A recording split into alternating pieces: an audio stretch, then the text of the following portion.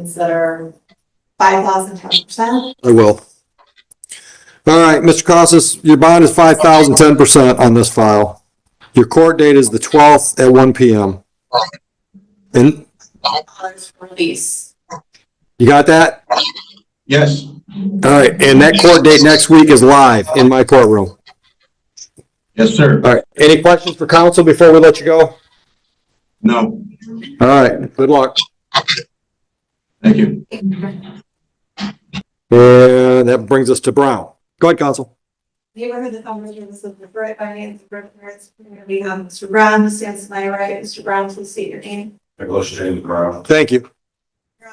Mr. Brown is here for probable cause conference. An offer has been made, and I have not had a chance to review the discovery that was sent. You want to bump it out to the same date, which was what, 26th? 6 at 9:30.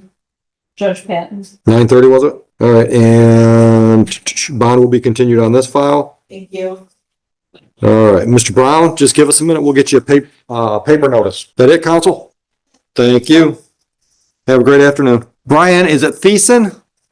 Tyson, come on up. All right, so I've got two files. I've got a fail to yield for emergency responder, and I've got equipment violation. My understanding is you're going to plead responsible to an added charge of impeding traffic, and both charges would be dismissed, correct? Yes. Okay, and we've already got $400 in bond money. Is that correct? Yes. On the two files? Okay, all right. All right, anything you want me to know before I decide what your fines and costs should be? No. All right, so I'm going to dismiss the equipment violation and that bond will be returned to you. That's the 150 bond. And on the fail to yield, I'm going to reduce that to an impeding traffic and apply the bond and close the file. You understand that? 400 would go to the. 250 I'm going to keep on the one file. 150 is going to go back to you. Okay. Got it? Any questions? No. Go downstairs, hang out by the cashier, and they'll call your name when they're ready for you. All right. Go right to the cashier. Just walk slowly and go to the cashier and it should be all ready for you. Okay. Thank you. Thank you. Morning, Judge. Morning, counsel. How are you? Good. What do you got? Ms. Staples? Staples? And are you ready? Yes. Come on up. Counsel, your appearance, please. Good morning, Your Honor. Paul Stablin appearing on behalf and with Ms. Staples, who is standing to my right. Do you have a plea agreement? No, Judge. All right, what are we doing today? I'm asking the court to give us another pre-trial date. We need to do the agreement. Regarding the agreement, Ms. Staples reviewed this. Done. Yeah. How far out you want to go? Pick a Wednesday.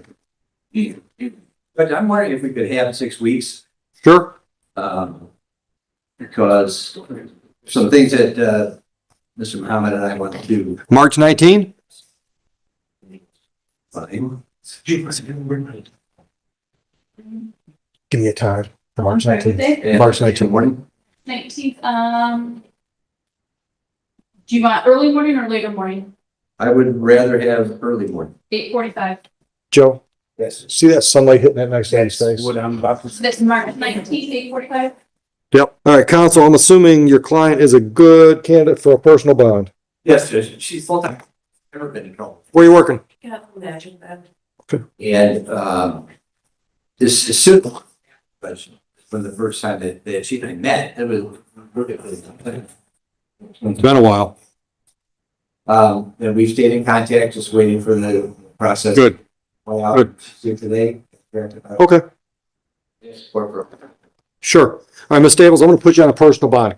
First condition's pretty obvious, stay out of trouble. Second one's pretty obvious, be in court on that court date. Third one, do not purchase, possess, or consume any mood altering substance unless you've got a doctor's prescription. That means no alcohol, no marijuana. Got it? Raise your right hand.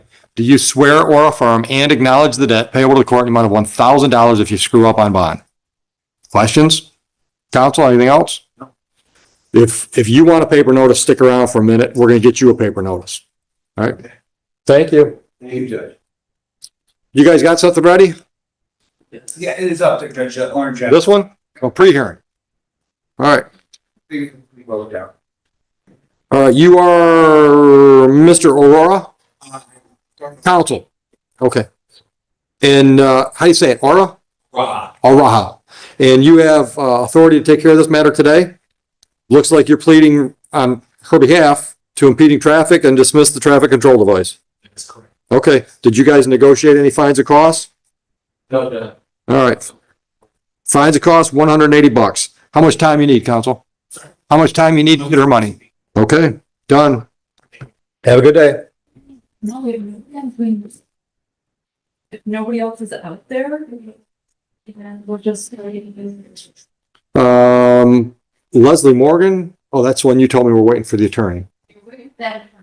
That's domestic. Yeah, we're just waiting for this person.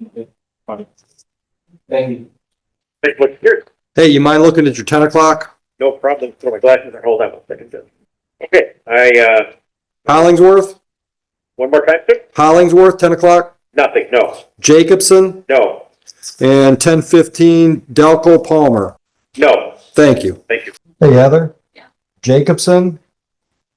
Shows a no-show, but I don't have a file, so did that get adjourned? Jacobson. Oh, it was a pre-hearing. Probably did it. Yes, they did. That was that attorney that you were speaking to so much about. Oh, yeah. Yeah. No, that was his defendant. The attorney's name was, you got it? Did you get the name? Rulin? Mark Rulin? Have you ever heard of him? Nope. So Joe, did I tell you that Sheldon Chamberlain wanted to sell a bunch of guns? Now, this is the dad or the son? That's the 94-year-old dad. Okay. So did I tell you about the one that I'm buying? It was his wife's father's, Mr. Coaster, who was your no-nos, assistant, fire chief and counsel. It was his, called police positive. Original box. He thinks he's got the original bill of sale. He's going to give me a letter of authentication from either him or his wife that says that this was, he was a constable from this date to that date. Got the whole street carried in. Is the holster brown? I don't remember. Because I got my grandpa's. I saw it, but I don't remember. It's probably brown. This is brown or was it straw? And then it has like a flat. Yeah. With the slit, Break it away. with the big brass ball that snapped down on. That's usually how those work. No, it's got like a button, like a just regular. Like a snap? Mhm. Okay. So Hammer's just But the military ones had Yeah. with the flat. Yeah. No, that's still there. Yeah, and the piece of brass would have stuck off, like the profile of brass would have been like this, kind of like that. And then the leather flap would have had a hole in it like this, like a keyhole almost. See anything else? Yeah. He's got, well, I'll tell you, that's the only one I'm buying is 4 long guns and 4 pistols and 4 pistols and 3 long guns. The only one I really want is that one because that's got Ronald's history with it. Mhm. And Is it marked Ramos? no, No. I wish it was. My grandpa's wasn't either. Yeah. But he's got a Smith & Wesson Model 10 that's in real nice shape, 4-inch barrel. But who's buying 38s? Oh, it's just a 38? Yeah. Uniforms are hot again. though. If it was a 2-inch, somebody would buy a 38 for a pocket gun, but he's got a 4-inch barrel. Then he's got an old, it's a Hopkins and Allen's 4-hand, 38 Smith & Wesson, so it's like a 38 Colt, yeah, 38 short, which was, top brake action, the top, it was junk when they sold it, it's still junk, it's chrome plated. But it's cool. Yeah. And then he's got a 25, actually it's a 6.85 millimeter, which is a 25 caliber Bertinelli that he bought in Italy in the 50s when he was over there in the military. Still in the original box. And they call it the vest pocket model. The whole thing's all this big. I mean, it's just literally you put it in your vest pocket, right? He said his dad used to carry it. He said, I don't know why. He never shoot a deer with it. He always had that.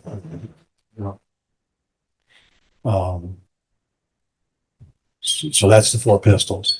Then he's a Marlin Camp 9 9mm carbine Rifle or pistol? pistol.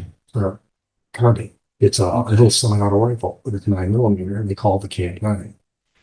They made it in a 45 too, but tonight is a lot more popular. This friggin' thing looks like it's brand new.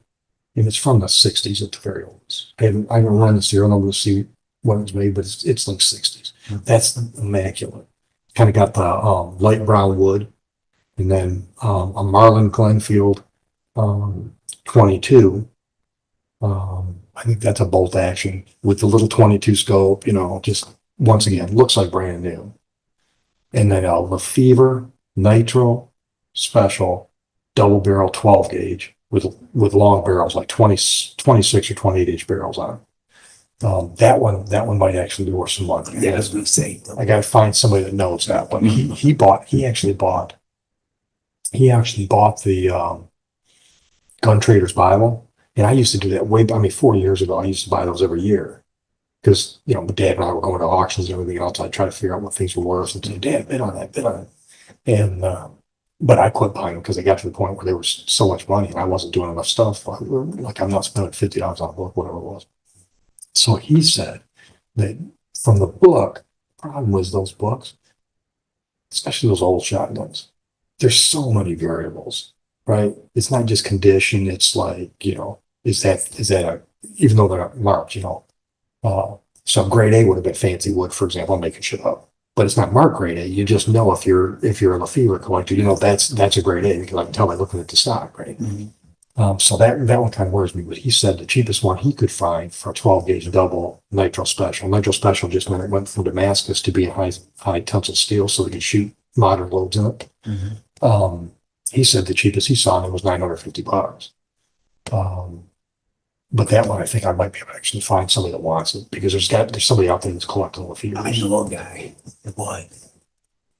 He ain't getting retail for it. Yeah. He was a sergeant, sheriff department. He is into shotguns, especially double barrels. So, Well, you know, I'm gonna get rid of another one too because I've had a 12 gauge 1100. I think they call it Skeet Special. I've owned it for years, and I don't even know. I think I probably shot it a couple times. side by side or what? No, model Remington 1100. So semi-auto, but super fancy grade. I mean, really nice wood on it, stuff like that. And I'm like, I just keep looking at it on my shelf. I'm like,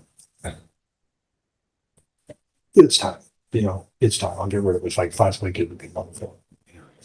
So what I'm going to do when I make the deal with, I already made the deal. I just got to go see what he's found on the other pistol and stuff like that. And I told him I was going to find out paperwork wise exactly what I got to do because it changed the laws last year. But when I go pick stuff up, I'm going to say, you got to throw the book in too. You're selling all your guns but one. You don't need the Bible anymore. So give me the book so I can put valuations on stuff. He wanted to keep one of them. He's keeping a 22. You know, the 22 Mark 1, Mark 2, Mark 3, the little semi-auto that looks kind of like a Luger. Yeah. 22. So he's got and I'm not sure it's either a Mark 1 or a standard. I think it might even be a Mark standard because I'm pretty sure, I haven't confirmed, but I'm pretty sure that all the Mark 1s were stamped Mark 1. And I think the standard was what started, and then Mark 1 came from that, Mark 2. It's got to be from the 50s. He thinks it's unfired. He said, I hadn't fired it, and the guy I bought it from said didn't fire it. So I think it's unfired. It looks like it's unfired. But there's so damn many I've made, it's only worth $300. So he said, I think I'm going to keep the 22 because it's not worth what I thought it was when I first told you what I wanted to sell it for. He said, I think I want to keep that just so I got something around the house for defense.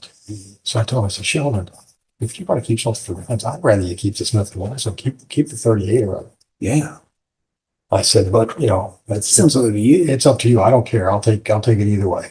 But you know, at his age, he probably can't do that. Well, the other thing I think he's thinking about, I don't want to kill anybody. Mm-hmm. So he's thinking 22, you know, it's not that bad. It's more like a noise maker. I'm like, whatever. Mm-hmm. You know, because I'm thinking, well, one plus is it's 10 shots versus 6. Mm-hmm. But I'm like, it's your collection. You do what you want with The it. noises. Yeah. You know, there's the pop, pop, pop. Bad guys start hearing pop, pop, pop. They're gone. Yeah, she's got a brain. Right. So I got to confirm with Jim Bukowski today. Because I think what I got to do is I think I got to get a purchase permit from the PD on all of them, including the long guns. I think that's how they do the because now you've got to have a background check to buy anything. You've had that background check. You can get your CPL. When they changed the law, because it used to be my CPL, I didn't, So. prior to last year. when His they attorney, changed the so. stuff. Prior to last year, I didn't have to get a purchase permit because my CPL was my purchase permit. But yes, he's in But treatment. He's in when they hospital. changed the law, CPLs didn't do anything. Thinking he might show. That's my up. understanding. But- So, I'm and I haven't curious. bought anything since they changed the law, so. I'm curious because what she really tried to do was take away you and me buying guns. Yeah, just Well, private yeah, private yes, transfers. yes, that you're yes. going through here. So I'm just waiting for the- So you want to get Jake to. That's, no, I think that's what she's trying to do, avoid the purchase and sale without an NCIS check. So my understanding is the PD can do it when they do the purchase permit. So we're back to purchase permits. Sounds like it. Jim, I talked to Jim